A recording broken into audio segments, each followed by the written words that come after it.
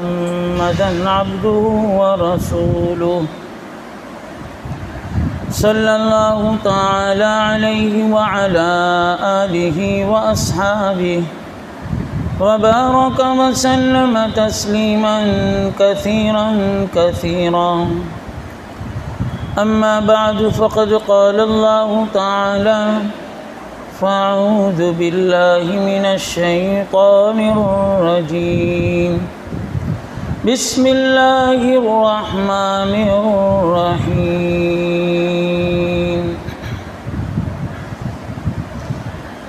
يا أيها الذين آمنوا لا تلهكم أموالكم ولا أولادكم عن ذكر الله ومن يفعل ذلك فأولئك هم الخاسرون وأنفقوا مما رزقناكم من قبل أن يأتي أحدكم الموت فيقول رب لولا أخرتني إلى أجل قريب فأصدق وأكن من الصالحين وقال رسول الله صلى الله عليه وسلم ولا تحاسدوا ولا تباغضوا ولا تدابروا وكونوا عباد الله إخوانا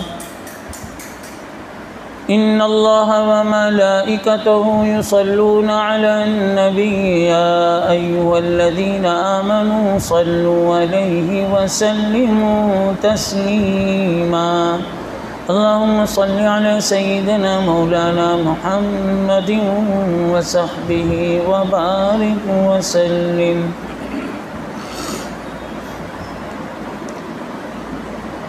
میرے محترم بھائیو دوستو بزرگوں، اللہ کا شکر احسان کہ اللہ تعالیٰ نے حالات اور پریشانیاں مصیبتیں جو تھی اللہ تعالیٰ نے ہلکا کر دیا۔ انشاءاللہ اللہ کی ذات سے امید ہے کہ اللہ تعالیٰ اس وبا کو مکمل طور پر اور پھر قوانین نافذ ہونے کی وجہ سے جو تکلیفیں تھیں، جو مصیبتیں تھیں، اللہ تعالیٰ نے ایک حد تک اس کو بھی دور کر دیا۔ تھوڑے بہت ہے وہ بھی انشاءاللہ اللہ تعالیٰ دور فرما دیں گے۔ جن کو اللہ تعالیٰ نے سعادت نصیب فرمائی، خوش بختی نصیب فرمائی، تو حالات کو ان لوگوں نے سمجھا کہ اللہ کی طرف سے ہے اور ہماری گناہوں کی وجہ سے ہے، ہماری بدعملیوں کی وجہ سے ہے، تو انہوں نے اپنے اوقات کو عبادت میں، توبہ اور استغفار میں گزارا۔ ہم لوگ دیکھتے تھے کہ اللہ کے بندے مسجدوں میں رہا کرتے تھے، مسجدوں میں آیا کرتے تھے کثرت سے۔ فرصت کا وقت تھا تو قرآن مجید کی تلاوت کیا کرتے تھے، دیگر اذکار اور دین کی محنتوں میں مشغول تھے۔ جو نیکی اللہ نے کرا اس پر ہم اللہ کا شکر ادا کریں کہ اللہ تیرا شکر ہے اور تیری توفیق کے بغیر کچھ نہیں ہو سکتا۔ تو جو ہماری مساجد آباد رہی ان لوگ ڈاؤن کے زمانے میں بھی، اس پر ہم سب کو اللہ کا شکر ادا کرنا چاہیے، اللہ کا احسان ماننا چاہیے کہ اللہ تعالیٰ نے ہمیں عبادت کرنے کی توفیق دی۔ اسی لیے حضرت صدیق اکبر رضی اللہ تعالیٰ عنہ نے جب ان کی عمر 40 سال کی ہو گئی، عبادت کے اللہ تعالیٰ نے توفیق عطا فرمایا، تو اس الفاظ میں وہ اللہ کا شکر ادا کر رہے، رب اوزعنی ان اشکر نعمتک التی انعمت علی وعلی والدی، اے اللہ تیرا شکر ہے، تیرا احسان ہے کہ تو نے ہماری آل اولاد کو، ہمارے کنبے اور قبیلوں کو اپنی عبادت کرنے کی توفیق عطا فرمائے۔ رب اوزعنی ان اشکر نعمتک التی انعمت علی وعلی والدی وان اعمل صالحا ترضاہ، اور تو نے اچھے اچھے اعمال کرنے کی توفیق دی۔ اس لیے جب بھی نیکی کی توفیق ہو جائے تو اللہ کا شکر ادا کرنا چاہیے۔ آج حالات آئے تھے، پریشانی آئی تھی، جس کی زبان پر دیکھو کیسے حالات آ گئے۔ اکثر لوگ شکوہ شکایت کہ آخر ایسا کیوں ہو رہا ہے، ایسے کیوں حالات آئے، ایسے کیوں پہ ہم نے اتنا بڑا گناہ کیوں کر لیا۔ حالانکہ اگر اپنی زندگی کا ہم جائزہ لیں گے اور اپنی زندگی کا محاسبہ کریں گے تو سر سے لے کر پاؤں تک اللہ کی نافرمانی ہی نافرمانی، صبح سے لے کر شام تک اللہ کی نافرمانی ہی نافرمانی، معصیت ہی معصیت، جس کی وجہ سے اللہ تعالیٰ نے دنیا میں فساد برپا کر دیا۔ اسی کو اللہ تعالیٰ نے بہت پہلے قرآن مجید میں فرما دیا تھا، ظہر الفساد فی البر والبحر بما کسبت ایدی الناس، کہ زمین میں، آسمان میں، تری میں، خشکی میں، دریا میں، سمندر میں، ہوا میں، فضا میں فساد پھیل گیا، فساد مچ گیا۔ یہ آیت کریمہ آج ہر بحر صحیح ہو رہا ہے ہمارے سامنے۔ اس زمانے میں جب یہ آیت کریمہ نازل ہوئی تھی اتنا فتنہ نہیں تھا، اتنا فساد نہیں تھا، اور اتنے حوادث نہیں تھے، اتنے خطرات نہیں تھے، لیکن قرآن نے جو کہا تھا کہ جب گناہ عام ہو جائیں گے، نافرمانی عام ہو جائیں گے، ظہر الفساد فی البر والبحر بما کسبت ایدی الناس، لوگوں تمہاری بدعملیوں کی وجہ سے فتنے پھیل جائیں گے، فساد پھیل جائیں گے۔ لیذیقہم بعض الذی عملوا لعلہم یرجعون، اور پھر اس کا تم چکھو گے عذاب کا مزہ۔ لیذیقہم، جیسے ہمارے اوپر حالات آئے، پریشانیاں آئے، کتنے لوگ پریشان ہوئے ہمیں اندازہ نہیں، اور یہ اپنے ہاتھوں کی کمائی تھی۔ ایدی الناس، ہم نے جب اللہ کی نافرمانی کی، معصیت ہم نے کرنا شروع کر دیا، گناہ ہم نے عام کر دیا، تو اس کی وجہ سے ایسے سخت حالات آئے اور ہمیں پریشانیوں کا سامنا کرنا پڑا۔ یہ کم پریشانی، گھروں میں رہنا، کتنے لوگوں کی دماغی حالت خراب ہو گئی صرف گھر میں رہنے کی وجہ سے، ان کی دماغی حالت خراب ہو گئی، ٹینشن میں آ گئے، کتنے لوگ بیمار پڑ گئے، اور کتنے لوگ اسی بیماری میں دنیا سے چلے گئے، کم عمری میں، جوانی میں اس دنیا سے چلے گئے۔ یہ ہے ایدی الناس کہ تمہیں پریشان ہونا پڑے گا، تمہاری اپنی کرتوت کی وجہ سے، تمہاری اپنی بد عملی کی وجہ سے تمہیں پریشان ہونا پڑے گا۔ تو اپنے ہاتھوں سے یہ کمائی ہوئی تھی جو ہم پریشان ہوئے، فقر و فاقہ آیا کتنے گھروں میں، بیچاروں کو کھانا نہیں ملا۔ آپ حالات کا جائزہ لیں، ایسے حالات میں کتنے گھروں میں کھانے کا نظم نہیں ہو سکا، بھوکے رہے، اور ایسے حالات میں کتنے لوگ بے روزگار ہو گئے، روزی نہیں ہے، پیسہ نہیں ہے، حلال کمائی کا کوئی ذریعہ نہیں ہے۔ اتنی سخت پریشانی کے عالم میں، اتنی سخت حالات میں آئے، اسی کو اللہ کہتے ہیں ایدی الناس۔ آگے فرمایا لیذیقہم بعض الذی عملوا لعلہم یرجعون، یہ تو رہا دنیا کا عذاب، یہ تو رہا دنیا کا عذاب، اور یہ تو رہا دنیا کی پریشانی۔ لیذیقہم بعض الذی عملوا لعلہم یرجعون، آخرت یہ تو باقی ہے۔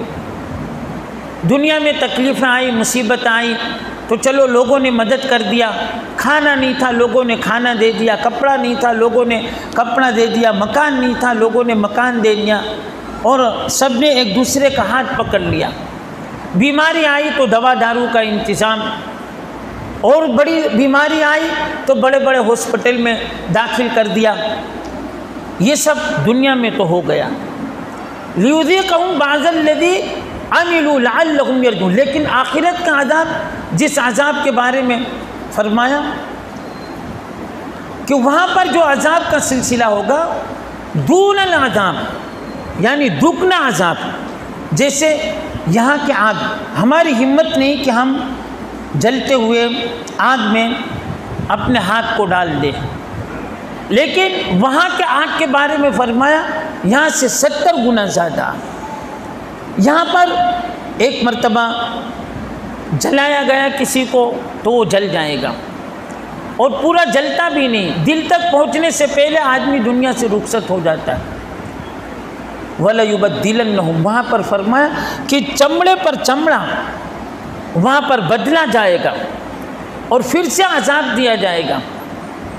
دنیا میں تو ایسا ہوتا ہے کہ اگر آدمی جل گیا تو ختم ہو گیا، لیکن وہاں پر نہیں۔ قرآن نے جو کہا کہ چمڑے پر چمڑا، پھر چمڑا وجود میں آ جائے گا، اس طریقے سے عذاب کا یہ سلسلہ دیا جائے گا۔ یہ آخرت کا عذاب، اللہ فرماتے ہیں خزی فی الحیات الدنیا ویوم القیامت یردون الی اشد العذاب، کہ نافرمانیوں کی وجہ سے تمہیں دنیا میں بھی تکلیف دیا جائے گا، دنیا میں بھی تمہیں بے عزت کیا جائے گا۔ ذالک لہم خزی فی الحیات الدنیا وفی الآخرہ، اور آخرت کے اندر بھی، دنیا کے اندر بھی ذلت اور آخرت کے اندر بھی عذاب کا سلسلہ۔ تو خیر ابھی بھی حالات ہیں، اگر ہم چاہتے ہیں کہ حالات ایک دم درست ہو جائے، پہلے سے بھی اچھے ہو جائیں، تو ہمیں چاہیے کہ اللہ کی طرف ہم رجوع ہو جائیں۔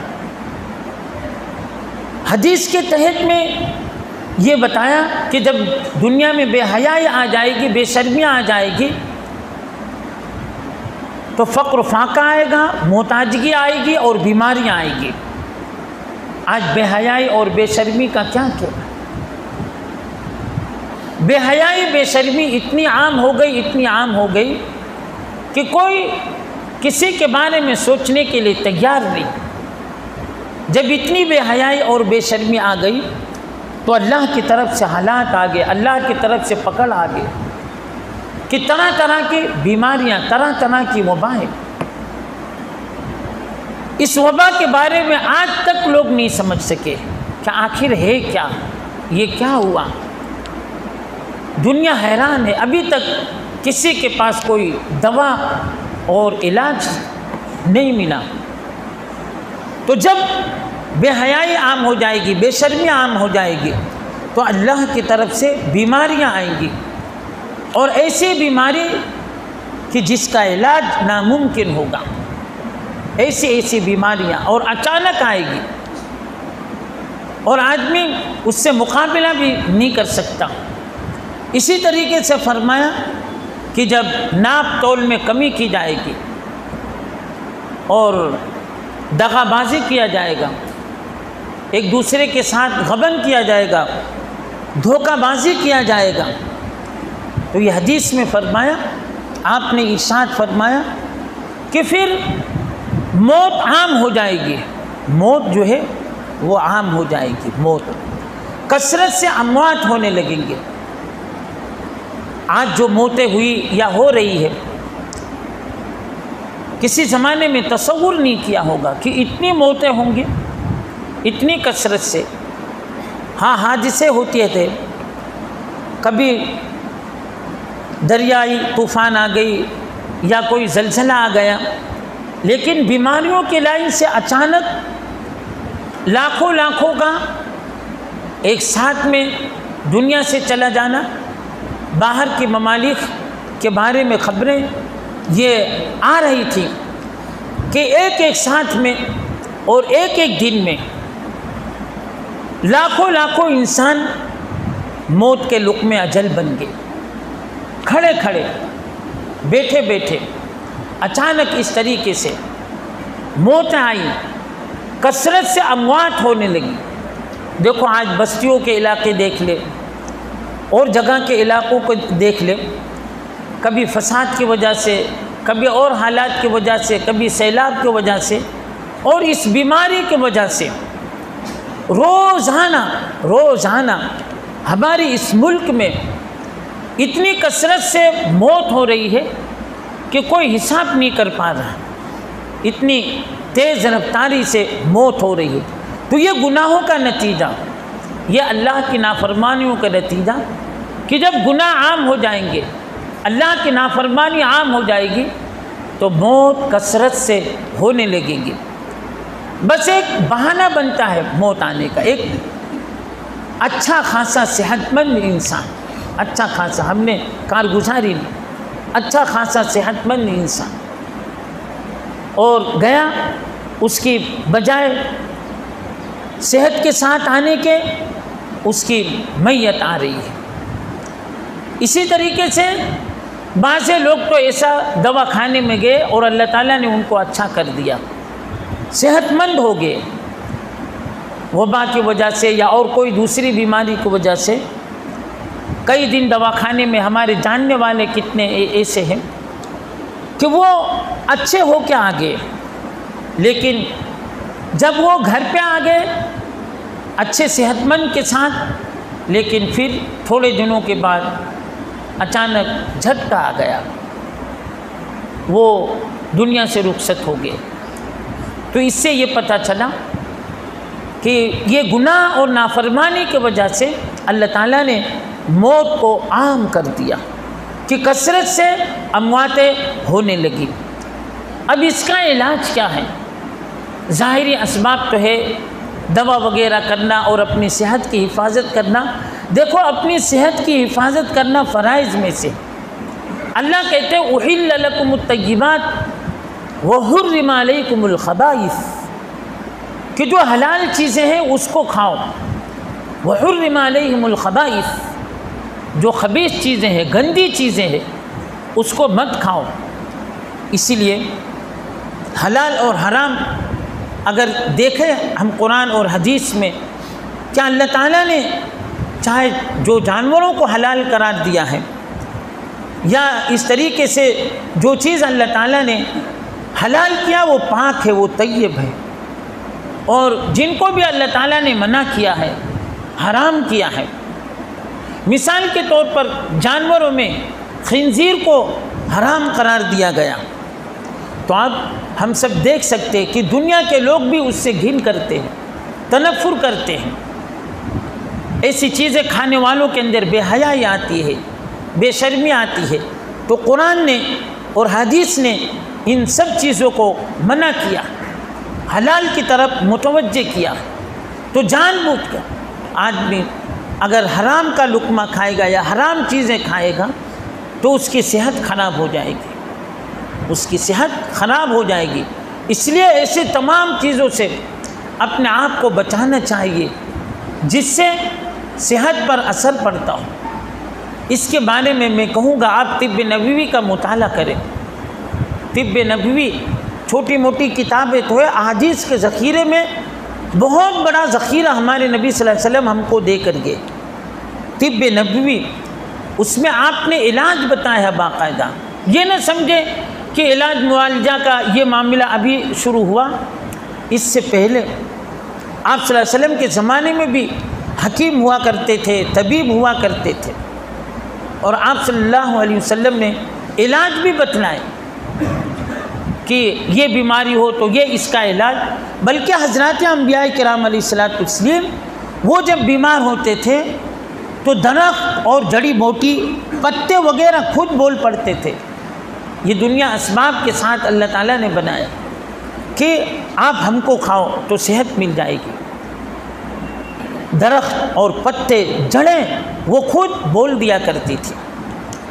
آج تو لوگ بس دواؤں کو خدا مان لیا اور اسی پر بھروسہ، کھانا چاہیے، کوئی منع نہیں، سنت طریقہ ہے، لیکن اسی پر بھروسہ کر لینا اور اسی کے پیچھے بھاگنا. ہمارے نبی صلی اللہ علیہ وسلم نے فرمایا کہ جب تم بیمار ہو تو سب سے پہلے صدقے سے علاج کرو اور اللہ سے دعا مانگو. نماز کے اندر شفا ہے، نماز پڑھو. سب سے پہلے جب بیماریاں آئیں سب سے پہلے نماز پڑھنا چاہیے، صدقہ کرنا چاہیے. یہ دینی اعمال بتلائے گے. پھر اسباب اختیار کرنا چاہیے. خاص طور سے ایک دعا آپ نے اپنی امت کو بتلائی، اللہم انت رب العرش الکریم ما شاء اللہ کان لم یشاء لم یکن لا حول ولا قوة الا باللہ العظیم انک تہدی علی صراط مستقیم. ایک صحابی کو آپ صلی اللہ علیہ وسلم نے یہ دعا بتلایا تھا کہ اس دعا کا تم اہتمام کرنا. ہر قسم کی بیماری سے، ہر قسم کی وبا سے، ہر قسم کی تکلیف سے، ہر قسم کے نقصان سے، حوادث سے، طوفان سے اللہ تمہاری حفاظت فرمائے گے. صحابہ ہمارے جیسے تو تھے نہیں کہ بس خالی معلومات کر لیا، علم بس جان گئے. وہ عمل کرنے والے تھے تو انہوں نے عمل کرنا شروع کر دیا. ایک مرتبہ ان کے پڑوس میں آگ لگ گئی. اب یہ گھر جل رہا، وہ گھر جل رہا ہے. ان کے اڑوس پڑوس والے کہنے لگے کہ بھائی آپ کا گھر جل رہا ہے اور آپ یہاں پر ہیں. تو وہ کہنے لگے کہ میرا گھر جل ہی نہیں سکتا، میرا گھر جل ہی نہیں سکتا. لوگوں نے کہا ہم دیکھ رہے ہیں وہاں پر سب آگ، سب کے گھر، تم یہاں پر بیٹھو آرام سے. وہ کہنے لگے یقین کیا کہ میرا گھر جل ہی نہیں سکتا. چنانچہ بعد میں سب یہ رفع دفع ہوا تو یہ بھی گئے تو دیکھا ان کا گھر بالکل صحیح سالم تھا. ان کا گھر بالکل صحیح سالم تھا. ان کا گھر بالکل صحیح سالم تھا. تو لوگوں نے پوچھا کہ آخرکار آپ کا گھر کیوں صحیح سالم رہا؟ سب کے گھر تو جل گئے. تو صحابی نے فرمایا کہ میں اس دعا کا اہتمام کرتا ہوں، میں اس دعا کو پڑھتا ہوں. اللہ تعالیٰ نے میرے گھر کی حفاظت کر لی. یہ یقین کی طاقت تھی. اس زمانے کی میں بات عرض کروں، حضرت مفتی تقی عثمانی صاحب دامت برکاتہم، اللہ حضرت کی عمر میں برکت عطا فرمائے، بہت بڑے مفتی ہے حضرت مفتی تقی عثمانی صاحب. سبھی نے نام سنا ہوگا غالباً. وہ ایک مرتبہ جمعہ کی نماز پڑھائے اور جا رہے تھے کار میں بیٹھ کر. آگے پیچھے بھی کار تھی، یہ کار میں جا رہے تھے. جاتے جاتے ان کے اوپر حملہ ہوا اور گولیاں پر گولیاں چل رہی ہیں. لیکن اللہ تعالیٰ نے حضرت کی حفاظت فرما لی. حضرت کے بال بچے اور فیملی بھی تھی. اللہ تعالیٰ نے حفاظت فرما لی. حضرت نے خود واقعہ سنایا کہ میرے پیروں اور میرے بچے وغیرہ جو تھے، چھوٹے چھوٹے بچے، نماز وغیرہ، سب کے پاس گولیاں چل رہی تھیں، گولیاں جا رہی تھی. اور تصویر میں اس گاڑی کو دکھایا گیا ہے، باقاعدہ چھلنی ہو گیا ہے. حفاظت کیسے ہوئی؟ حضرت سے پوچھا گیا کہ کیسے آپ بچ گئے، آخر کیا معاملہ بنا؟ تو حضرت نے فرمایا کہ میں نے جیسے یہ معاملہ ہوا اپنے بچوں سے پوچھا، گھر والوں سے پوچھا کہ دعائے انس پڑھی تھی سب نے کہا ہاں دعائے انس پڑھی تھی.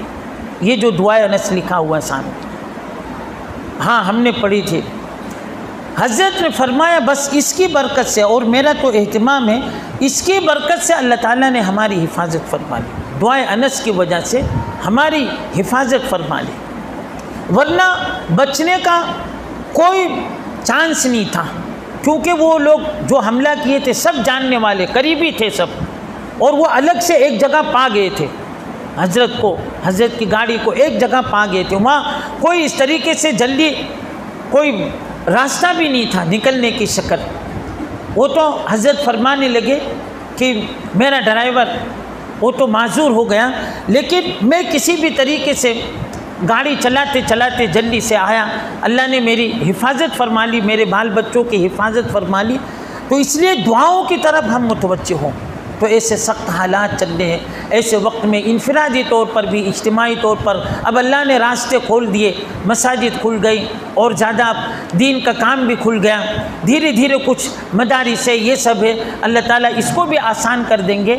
تو ہم دعاؤں کی طرف متوجہ ہوں، اللہ کی طرف متوجہ ہوں، اور خوب دعائیں، میں کتنی ساری دعائیں بتا چکا ہوں، ساری کتابوں میں ہیں، ان کو یاد کر کر کے اصل تو دعا یہ ہے اللہ کے سامنے رونا، گڑ گڑانا۔